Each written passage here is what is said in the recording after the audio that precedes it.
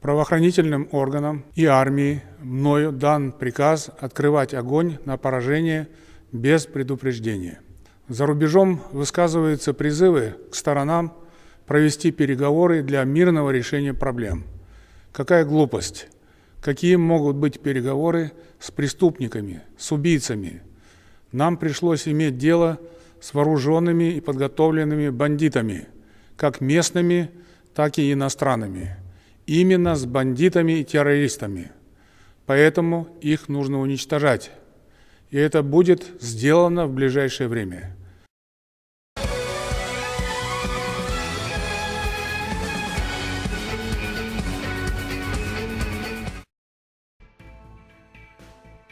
В то время, когда путинские наемники убивают народ Казахстана, сам Путин встретил Рождество Христово в храме Новоогарева. Пока вы смотрите на этого антихриста, я продолжу. Все диктаторы сходят с ума от вседозволенности одинаково. Если ты столько лет незаконно фальсификациями удерживаешь власть, то ты несомненно считаешь себя самым умным. У тебя и опыт управления, и народ от тебя, как тебе кажется, без ума, и только ты знаешь, как надо и как правильно. А кто не согласен, кто возражает или даже сомневается – враги, или в лучшем случае недоумки и иноагенты. А с врагом как поступают? Уничтожают. И вот ты бессменно правишь десятки лет, с врагами разобрался, никакой оппозиции нет, все прекрасно. Ты создатель и основатель, ты в каждом телевизоре, на каждой стене твой портрет, тебе воздвигают памятники и в честь тебя уже переименовывают, ну или готовы переименовать города. И вдруг, бах, люди выходят на улицы, громко выражают недовольство жизнью и предъявляют требования. И этих людей много. Много больше, чем ты зачислил во враги, недоумки и иноагенты. И ты им обещаешь. Мало того, ты выполняешь их требования, но они не останавливаются и выдвигают новые. Тогда ты предлагаешь им встретиться, сесть за стол и найти компромисс. А не с кем встретиться, сесть и поговорить. Ты же сам уничтожил политическую оппозицию, у которой есть набор предложений и требований, есть структуры, спикеры и руководители. А теперь некому успокоить народ, некому попросить его мирно, протестно, молча погулять по бульварам или посветить фонариками во дворе. И теперь ты имеешь дело с неорганизованными людьми, которыми движет лишь злость и ненависть к тебе и кругу твоих приближенных и прихвостней. Ты имеешь дело с разъяренным народом, готовым все сжигать и крушить. Лидер, думающий о будущем страны, поймет, что убийство сограждан – это следствие уничтожения оппозиции и сделает соответствующие политические выводы. А бессменный диктатор, думающий лишь о сохранении своего режима, станет убивать свой народ и еще жестче закручивать гайки. Народ для таких тиранов, как Назарбаев, Лукашенко и Путин – это животная масса, и с ним можно делать что угодно. Стричь, доить, резать, разводить и снова резать и стричь. Если народ вышел протестовать, значит это не народ, а пятая колонна, оболваненная провокаторами за деньги и печеньки Госдепа. Всегда и в любом случае, когда народ недоволен своим обнищанием и узурпацией власти, такие ярлыки на них вешает пропаганда и сама власть, которая их избивает и кидает за решетку. Ведь народ, по их убеждению, не имеет своего мнения, не может выйти сам и вообще живет хорошо, чтобы по каким-то причинам взять и выйти. Конгресс российской интеллигенции обнародовал обращение, в котором представители общественности выражают протест против силового вмешательства России в события в Казахстане. Подписи под обращением поставили десятки гражданских активистов, писателей, правозащитников, журналистов, деятелей науки и культуры, назвавших ввод российских войск в республику преступлением. В тексте говорится: в связи с сообщениями о том, что президент Казахстана Токаев обратился к главам государств ОДКБ с просьбой о помощи в подавлении протестов, мы, ниже подписавшиеся, заявляем: Первое. Мы решительно против участия граждан России и силовых структур Российской Федерации в подавлении протестов в Казахстане. Второе. Мы считаем направление туда российских подразделений преступлением против народов России и Казахстана. Третье. Мы не хотим, чтобы наши сограждане погибали и убивали ради спасения дискредитировавших себя правителей. Четвертое. Участие российских силовиков в подавлении протестов неизбежно ухудшит положение русскоязычных граждан Казахстана, которые станут ответственными за империалистическую политику российского государства. Пятое. Российский политический режим поддерживал в Казахстане тот самый коррумпированный авторитарный режим, стремление избавиться от которого вывело на улицы городов Казахстана десятки тысяч людей. Поэтому российские войска никак не могут выступать там в качестве миротворцев. И шестое. Мы желаем народу Казахстана избавления от коррумпированной диктатуры и успеха в строительстве мирного и демократического Казахстана, сказано в обращении Конгресса российской интеллигенции. Не стоит заблуждаться насчет того, что Назарбаев снят с должности. В обновленной Конституции Казахстана прописано, что его должность для него пожизненная, и чтобы его снять, нужно в очередной раз переписать Конституцию, а не просто его марионетке Токаеву сказать, что «я его снял, успокойтесь». По сути, Назарбаев вечером ушел, а завтра придет обратно, когда все казахстанцы разойдутся с площадей. Его клан как контролировал страну, так и продолжает ее контролировать. Путин понял, что с Украиной не получается, и сделал блицкриг в Казахстан. По информации о составе коллективных миротворческих сил ОДКБ, 3000 военных преступников от путинской России, 500 от лукашенковской Беларуси, 200 от архмоновского Таджикистана и 70 от армянской политической проститутки Пашиняна. О том, что это решение Путина, а не председательствующего в ОДКБ в 2022 году Пашиняна, не может быть сомнений. Пашинян не мог бы так решить даже не потому, что сам пришел на волне протестов, не потому, что ему самому ОДКБ не помогло, когда у него Карабах забирали, а потому что от своей страны он выделил 70 человек, а от России 3000. Непредвиденная ситуация в Казахстане совпала с его председательством, но от этого путинской проституткой меньше он не стал, так как выполняет все то, что от него требует Путин, несмотря на свои принципы и свою честь, которых, судя по всему, у него и нет. А Путин в очередной раз как бы снова не при делах. Лукашенко вместе со своими карателями дополнительно отправил десант из 2 лживых пропагандистов. Сейчас прямо группа белорусских журналистов направляется в Казахстан, чтобы освещать события, которые происходят в этой стране. Все мы видели, какие жуткие кадры публикуют наши коллеги оттуда, публикуют граждане. И мы хотим увидеть это своими глазами, также рассказать и белорусам, и гражданам других стран о том, что там происходит. Все самые оперативные новости смотрите на всех наших каналах, на телеканале СТВ, на других изданиях. Наших телеграм-каналах будем оперативно все освещать. Белорусы будут знать, что такое беспредел цветной революции.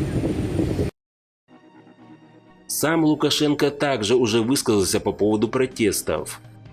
Но вот опять это детали, чтобы вы понимали, что происходило. То же, что и у нас, в основном урки, бывшие осужденные, обиженные и прочее. Спланировано было вмешательство извне, естественно, в плане координации.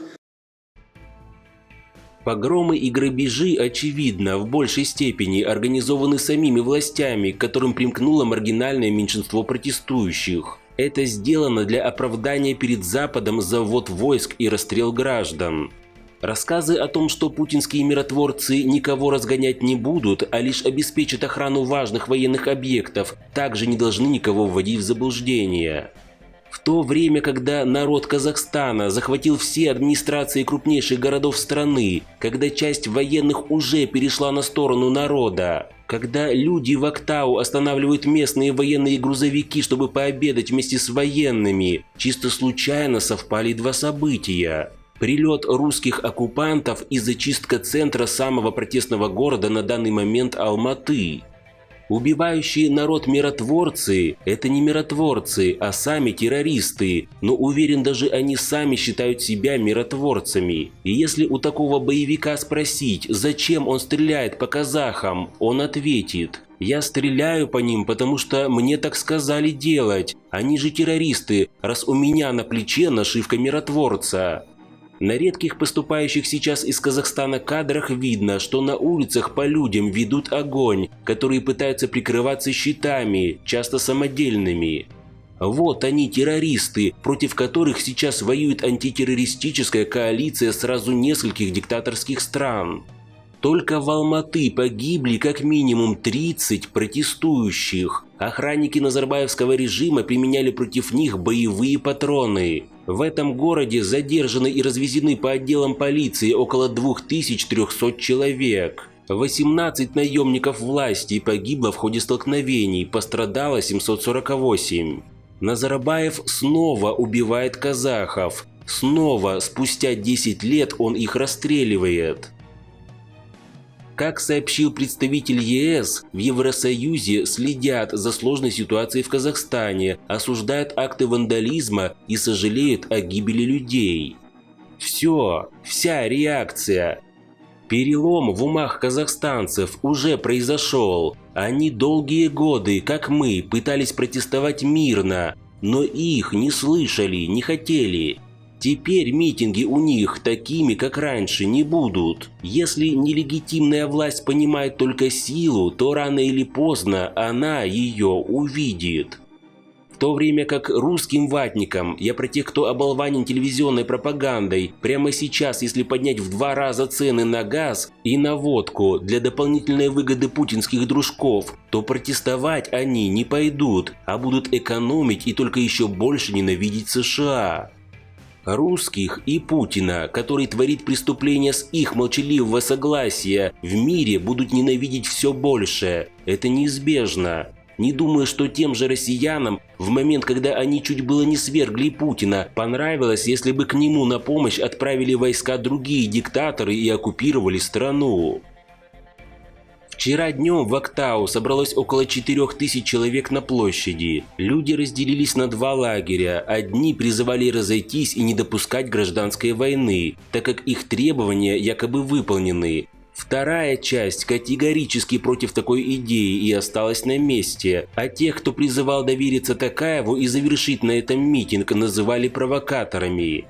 И правильно. Мне сразу вспомнились кадры, как у нас в Хабаровске после ареста Фургала, когда у администрации Хабаровска народ стал скандировать дополнительно требования отставки Путина. Местные власти направили в толпу тетушек, которые тихонько подходили к самым крикливым и говорили, дескать, зачем скандировать против Путина? У нас же мирный, не политический протест. За Фургала. Главное, чтобы сейчас в Казахстане не появились псевдолидеры протеста, которые заявили бы о необходимости мирных демонстраций с цветочками и вообще о расходе по домам. Такие псевдолидеры будут однозначно от действующей власти. То, что время сейчас стоит дорого для казахстанских властей, понятно более-менее всем, кроме казахстанских властей. Любой протест начинает обрастать своими лидерами и структурой, обязательно находятся бывшие или действующие военные, которые научат остальных. Как сообщают корреспонденты российских и местных изданий, находящиеся сейчас в Алматы, протестующие все больше начинают напоминать организованные отряды. В различных районах города организуются блокпосты, в том числе для борьбы с мародерством. В отсутствие силовиков в городе они также пытаются взять ситуацию под контроль. Ситуация все так же висит на волоске, и если мятежникам удастся создать хоть какое-то подобие управления в городе, им навстречу могут потянуться и другие регионы. Но Путин будет жестко подавлять протест, чтобы сами россияне видели, что не получается никак, ни по-белорусски, ни по-казахски, чтобы у них самих заранее опускались руки, и они даже не думали пытаться сменить власть. Не нужно много ума, чтобы подавить протест, свободу слова и оппозицию. Много ума нужно, чтобы делать все для народа, чтобы он и не хотел протестовать. Но такого ума нет ни у Назарбаева, ни у Лукашенко, ни у Путина. Наша страна вообще стала уже спасительницей всех обосравшихся постсоветских диктаторов. Кого в Ростове приютят, кому безвозвратный миллиардный кредит дадут на оплату эскорта силовиков, кому сами направят военный десант наемников. Не страна, а рассадник мирового терроризма. Операция миротворцев ОДКБ в Казахстане может продлиться месяц. Об этом сообщил заместитель председателя Комитета Госдумы по обороне Юрий Швыдкин в интервью российскому Интерфаксу, сказав: «Я думаю, с учетом нормализации обстановки в течение месяца будет эта работа вестись. Как только самолеты военно-транспортной авиации приземлятся, тут же будет совершен марш в пункты назначения. Я сам много участвовал в ликвидации массовых беспорядков. В составе Псковской десантной дивизии, которая тоже, как я понимаю, будет направлена в составе ОДКБ», – сказал он. Но не надейтесь, Казахстан оккупирован. И через месяц оккупанты не уйдут, сами убедитесь в этом. Уйдет только тогда, когда полностью подавит протест и получит выполнение всех поставленных условий Назарбаеву. Страна окажется в положении контролируемой области, пропитанной идеологией путинизма. И права русских на севере Казахстана Путину нужны как раз для того, чтобы в будущем сделать из региона аналог Лугандонии, в которой снова будут бороться за русский мир и спасать россиян, чтобы отхапать кусок территории. Этот кусок, в который вцепился Путин, он добровольно уже не отпустит.